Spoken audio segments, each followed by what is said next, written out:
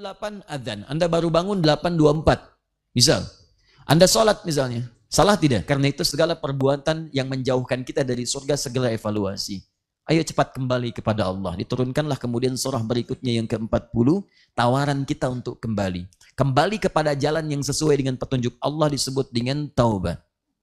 Taubun, taubah sifatnya. Taib sifat penerimanya. Maka Allah tawarkan kepada kita, kamu punya masalah apa sih? Ada dosa, saya ampuni. Ghafiridz dzambi wa qabilit taubi. Saya sering katakan pada Anda, ghafir itu turunan sifat yang naik dari sifat afu. Al-afu itu masih umum. Bisa kesalahan ada dosanya, umumnya kesalahan belum tentu melahirkan dosa. Anda salah sholat subuh misalnya, subuhnya jam 4.32, misal saja. Kita tunaikan sholat. Adzannya 4.28, subuh misalnya tunaikan 4.32. Lalu Anda tunaikan misalnya, mohon maaf ya, 4.28 adzan, Anda baru bangun 8.24. Misal, Anda sholat misalnya, salah tidak? Halo? Wallahu a'lam. Baik, adzan subuh 4.28, Anda bangun 8.24. Lalu Anda sholat, salah tidak? Salah. Jelas salah. Waktu 4.28 Anda datang 8.24. Anda di kantor, masuk jam kantor jam 7.30. Anda baru datang jam 9. Salah tidak? Jelas salah. Anda dipanggil Allah 4.28, baru datang 8.24. Salah. Jelas salah. Tapi yang salah ini dosa enggak? Nah, tidak. Baik. Terserahlah ya. Mungkin baru bangun. Baik, kalau ditanya dosa tidak, belum tentu dosa. Lihat penyebabnya apa, ilatnya.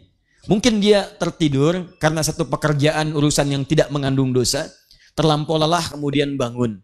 Atau jangan-jangan juga terpeleset, tahajudnya misalnya luar biasa khusyuk, istirahat tidur, bangun-bangun 8:30 misalnya kan? Tanpa direncanakan. Bangun dia, salah, iya, cuman dosa belum tentu. Nah Allah kemudian menurunkan sifat, yang dengan sifat itu memaafkan kesalahan kita walaupun belum tentu mengandung dosa. Sifatnya disebut dengan al-afu. Kesalahannya disebut dengan khata. Kalau dikerjakan disebut dengan akhta. Kalau agak banyak disebut dengan akhtaun. Kalau kemudian mohon maaf lebih banyak lagi disebut dengan khataya. Tiap hari kita ngaku, setiap mau sholat kita katakan dalam doa iftitah kita katakan Allahumma ba'id baini wa baina khataya ya kama ba'adta bainal masyriqi wal maghrib. Banyak kesalahan kita buat, cuma belum tentu dari kesalahan itu mengandung dosa. Nah kalau kemudian, mohon maaf nih, bangunnya sama-sama 8:30, tapi motifnya kesiangan karena begadang yang tidak ada manfaatnya. Tidak ada artinya. Begadang, boleh begadang kalau ada artinya. Yang ini nggak ada artinya. Ya, nonton bola, terus dikejar-kejar sampai mepet subuh. Lihat, menang, ujungnya menangis. Kalah jagoannya. Kalah, tertidur dia lewat waktu sholat. Bangun kemudian jam 8.24. Salah tidak? Salah. Dosa tidak? Ketika kesalahan mengandung dosa berubah nama jadi dzambun namanya. Dzambun. Salah yang mengandung dosa. Baik saat Anda membawa dosa pun Allah tidak akan biarkan Anda pulang dengan membawa kotoran. Kamu lahir itu suci. Kullu mauludin yuladu 'alal fitrah. Saya tidak ingin kamu kembali dalam keadaan kotor. Maka Allah kemudian turunkan lagi sifat yang kedua disebut dengan ghafir. Ghafir. Sifat Allah yang mengampuni kesalahan yang berpeluang menjadi dosa di dalamnya. Ghafirun. Kesalahannya makin banyak. Bukan cuma sendirian, dia ngajak orang. Mau kemana? Tahajud. Tahajud sholat ya? Iya, sholat nomor 2. Nomor 1 sini dulu ikut nonton. Sama-sama terlambat. Naik levelnya dari dzambun jadi dzunubun. Dzunubun. Agak semakin bertambah dosanya. Tidak dibiarkan. Sekalipun dosanya bertambah diturunkan sifat yang ketiga. Namanya ghaffarun. Ghaffar. Ya, Quran surat Nuh ayat yang ke-10. Nabi Nuh berdakwah kepada umatnya. Banyak dilecehkan. Banyak kemudian dihinakan. Ada yang mengancam. Terakumulasi dosanya makin banyak. Maka beliau katakan, faqultu astaghfiru rabbakum innahu kana ghaffara. Aku katakan, istaghfir, ayo balik. Istighfar, evaluasi diri. Minta ampun sama Rabbmu. Innahu kana ghaffara. Kenapa tidak mengatakan innahu kana ghafira, tapi ghaffara? Karena kesalahan umat Nabi Nuh telah terakumulasi. Dosanya makin banyak. Bukan cuma sekali mencela, tiap ketemu mencela. Kayak orang gila ya bikin kapal nggak ada apa-apa. Terus nuduh. Kalau kamu nggak berhenti kami lempari ya. Terus ngancam. Ancaman ada, celaan ada, hinaan ada, terakumulasi. Dzunubun, dari dzam pun jadi dzunubun. Maka berubah kalimatnya Ghaffar. Seakan-akan ingin dikatakan, duhai hambaku, kesalahan kamu bertambah banyak, aku berikan kesempatan untuk aku hapuskan keseluruhannya. Tambah lagi, zulmun. Maaf, sudah banyak, ditambah kezaliman lagi. Sudah meninggalkan sholat, ngajak orang lain, mencela orang yang sholat. Kamu udah ikut saya aja, tapi saya nggak enak sama yang lain. Mereka terlampau soleh. Ya, besok-besok juga ada lagi.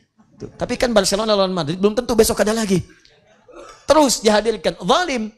Bukankah orang yang mencegah orang lain untuk beribadah di masjid, sholat, zikir itu disebut zalim? Quran surah kedua, Al-Baqarah, ayat 114.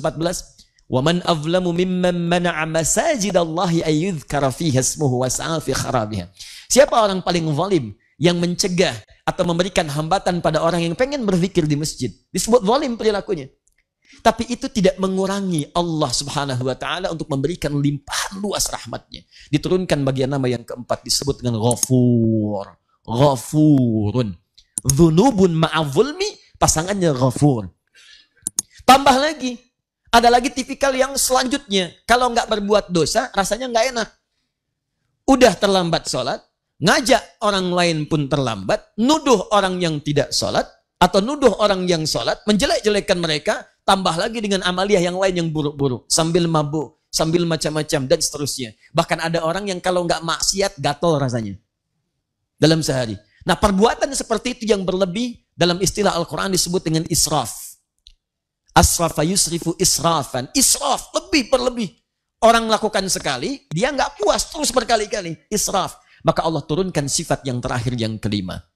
Supaya kita tidak berputus asa saat ingin kembali kepada Allah Subhanahu wa ta'ala.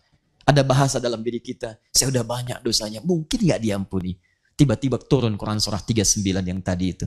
Ayat 53. Qul ya ibadiyalladzina asrafu ala anfusihim la taqnatu min rahmatillah. Sifat yang kelimanya disebut dengan Rahim. Di antara maknanya memberikan ampunan dari dosa yang sudah berlimpah.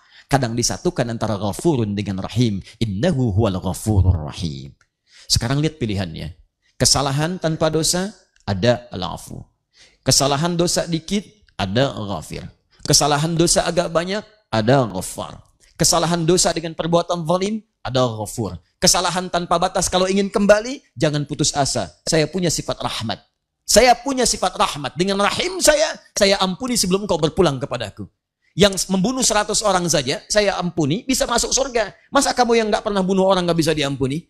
Yang pernah berzina saja, Masya Allah saya ampuni, bisa berpeluang masuk surga. Masa kamu yang nggak melakukan itu tidak bisa diampuni? Ayo balik, ayo balik, ayo balik.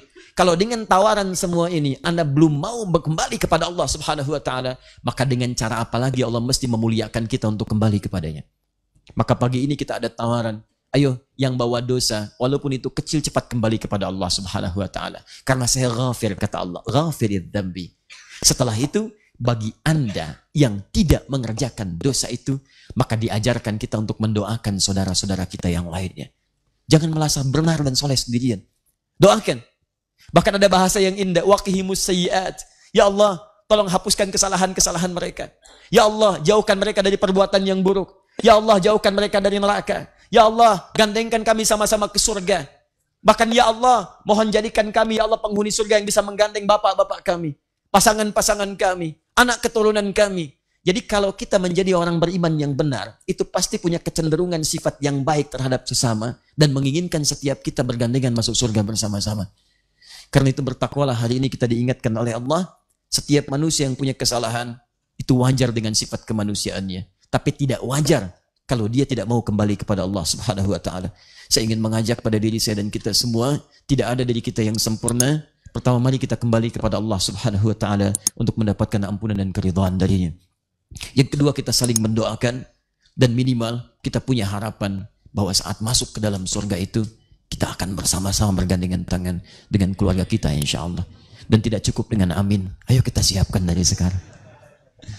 Baik, itu makna dari ayat yang dibacakan tadi. Dan semoga Allah mengabulkan apa yang kita mohonkan dengan izin Allah Subhanahu wa ta'ala.